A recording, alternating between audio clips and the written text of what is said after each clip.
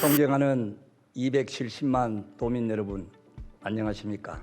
김천 출신 건설소방위원회 소속 이유청입니다.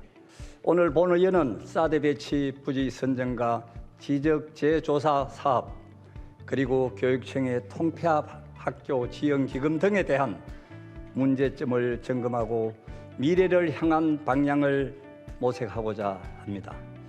먼저 사드 배치 부지 선정 문제에 대해서 질문드리겠습니다. 첫째, 부지 선정 당초의 성주읍 성산포대에서 현재의 초전면 골프장 부지로 변경된 사유에 대해 말씀해 주시기 바랍니다.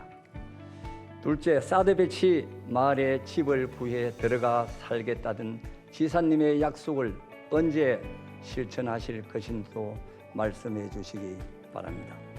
물론 현재 도지사의 신분이라 당장 힘들 수는 있겠지만 약속을 지키는 이철호가 되어 몸소 전자파의 무효성을 입증해 주시기 기대하겠습니다.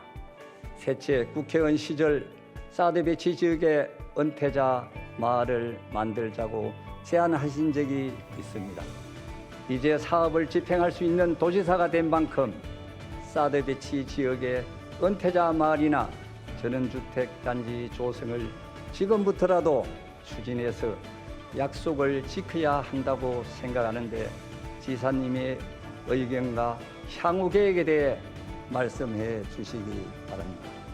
넷째, 현재 대구에 주돈 중인 54당 등 군부대의 이전 사업을 최적지로 김천을 추천해 주시기 바랍니다.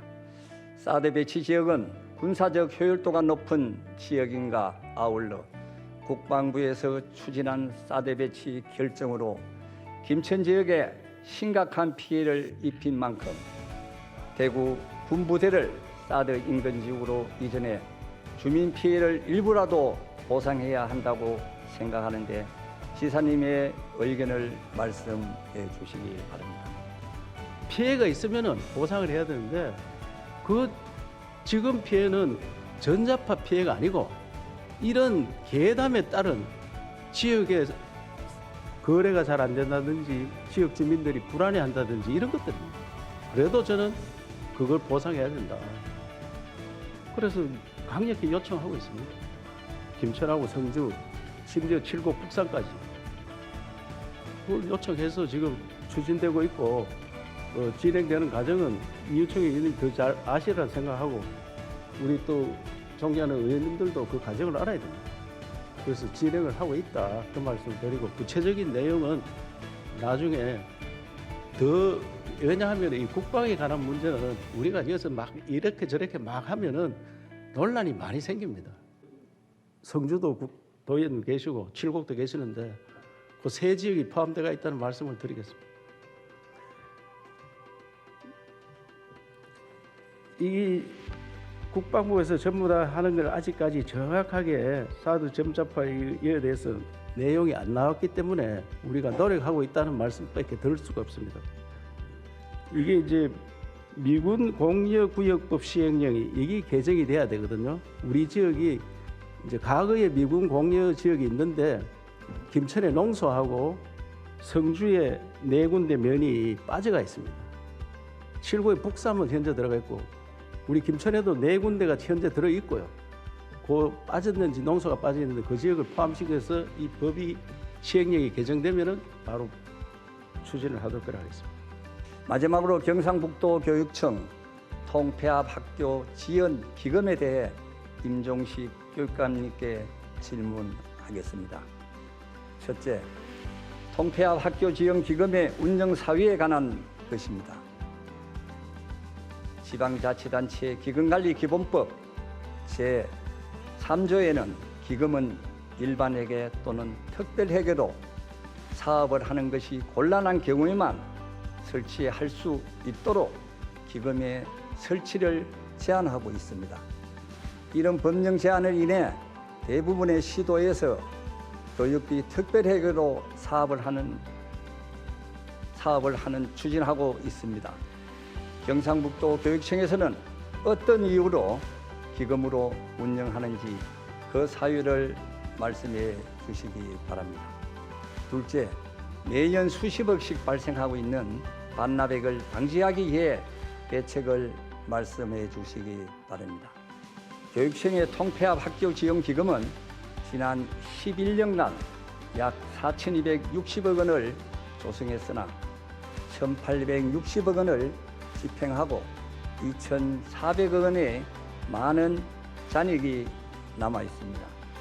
더욱 심각한 것은 2021년부터 매년 55억에서 70억의 반납액이 발생하고 있는 것으로 이는 연간 집회 예산의 20% 내지 30%의 예산 반납액이 3년 연속 발생했다는 것은 당초 사업계획을 잘못 수립하였거나 집행에 심각한 문제가 있었던 것으로 판단되는데 어떤 대책을 마련하고 계신지 말씀해 주시기 바랍니다. 셋째, 올 4월 통폐합 학교 지원 기금 설치 및 운영에 관한 조례를 개정하여 기금의 존속 기한을 2027년 5년 연장하였습니다. 기금의 상위법인 지방자치단체 기본관리법에 5년 범위 내의 기금을 존속할 수 있는 기한을 연장할 수 있다고 규정된 만큼 더 이상 존속 기간이 연장이 어렵습니다. 교육관께서는 통폐합 학교 지원 기금 존속 기한인 2027년까지의 기금 집행 계획에 대해 말씀해 주시기 바랍니다. 먼저 학교 통폐합 지원금을 기금으로 운영하는 사유에 대해서 말씀을 드리겠습니다. 말씀하신 것처럼 우리 교육청에서는 2013년도 전국 시도교육청에서 최초로 통폐합 학교 지원 기금 설치 및 운용에 관한 조례 및 시행 규칙을 제정을 했습니다. 의원님 말씀처럼 일반 회계나 특별 회계로 사업을 하는 것이 곤란한 경우로 제한을 하고 있는 것이 사실입니다만은 우리가 이렇게 특별 회계가 아닌 기금으로 관리하는 이유에 대해서 말씀을 드리면 이 학교 통폐합 지원금은 통합학교 및 폐지학교 학생들에게 학습권 보장과 최적의 교육 여건을 제공하는 데 목적이 있습니다. 이러한 학교 통폐합 지원금을 특별 회계로 관리하게 되면 시설 사업의 일회성으로 투자되거나 통폐합 학교가 아닌 일반 학교에 투입되어 혼용될 우려가 있어서 통폐합 학교만을 위한 효율적인 재정 지원을 장기 지속적으로 유지하기 위해서 기금 조례로 관리를 하게 되었습니다. 그다음에 매년 수십억씩 발생하는 기금 반납액 방지 대책에 대해서 말씀을 드리겠습니다. 이 잔액이 남는 것이 학교 통폐합이 한 번 하고 끝나는 것이 아니고 해마다 계속 증가하고 있습니다. 그러다 보니까 이 통폐합 기금이 계속 증가하고 있고 또 지속적인 지원을 위해서는 이 잔액이 남아 있는 그런 형편이고 특히 최근 3년 동안은 코로나 때문에 우리가 이 각종 학교 행사가 취소되고 등교가 연기가 되고 온라인 수업 이런 것 때문에 각종 체험 학습이라든지 교육활동 지원 사업이 위축되어서 이 집행률이 급격히 줄어들었다는 말씀을 드리겠습니다. 따라서 대책을 말씀드리면 올해부터는 코로나가 종식됨에 따라서 이렇게 수십억씩 반납되는 그런 현상은 줄어들 걸로 생각이 되고 그동안 집행하지 못한 각종 체험 활동비라든지 다른 활동비들을 적극 지원하도록 하고 지난 5월부터 학생 교육비 사용 항목을 확대하기 위한 기금 활성화 TF팀을 지금 운영을 하고 있습니다. 그래서 통폐합 학교 학생 교육비 지급 세부 지침을 개정을 하고 경북 지역을 5개 권역별로 협의체를 구성하여 지도 점검을 강화하여서 반납액을 줄이기 위한 노력을 하겠다는 말씀을 드리겠습니다. 끝으로 통폐합학교 지원기금의 존속기한 만료 시점인 2027년까지의 기금 집행 계획에 대해서 말씀을 드리겠습니다. 교육부의 이 통폐합 기금 지원금 또한 2013년도에 220억 원으로 출발했는데 올해까지 그 누적액이 3,732억 원으로 증가를 하게 되었습니다.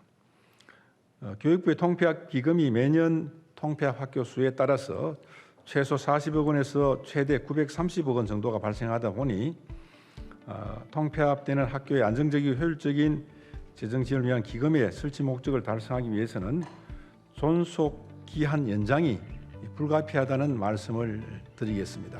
우리 교육청과 학교 학생들을 향한 의원님의 관심과 고견에 감사를 드리며 답변드린 내용을 실천하기 위해 최선을 다하겠다는 말씀을 드리면서 답변을 마치겠습니다. 고맙습니다.